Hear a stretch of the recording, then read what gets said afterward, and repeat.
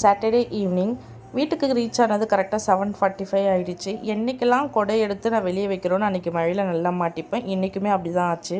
எனக்கு மட்டும்தான் இந்த மாதிரி ஆகுமா இல்லை எல்லாருக்குமே இப்படி ஆகுமான்னு கூட நான் யோசிச்சுட்டே தான் இருப்பேன். மழையில் நனையக்கூடாதுன்னு சொல்லிட்டு எங்கேயாச்சும் வெயிட் பண்ணிவிட்டு வந்தேன் அப்படின்னா கண்டிப்பாக நான் வீட்டுக்கு வர 9:30 ஆகிடும். சரி பரவாயில்லன்னு சொல்லிவிட்டு மழையில் நனைஞ்சிட்டே வந்துட்டேன். நாளைக்கு வேறு எனக்கு ஆஃபீஸ் டியூட்டி இருக்குது. சரி அதனால் வீட்டில் கொஞ்சம் ஒர்க்கும் இருக்குது. ஒர்க்கெல்லாம் முடிச்சுட்டு நாளைக்கு கொஞ்சம் ஆஃபீஸ் போயிட்டு சீக்கிரம் வந்துட்டால் கொஞ்சம் ரெஸ்ட் எடுக்கலாம் அப்படின்னு சொல்லிட்டு எல்லா வேலையுமே கொஞ்சம் சீக்கிரமே முடிச்சிட்டேன். டீ மட்டும் குடிக்கணும்னு தோணுச்சு. அதனால் பிளாக் டீ மட்டும் போட்டு குடித்தேன்.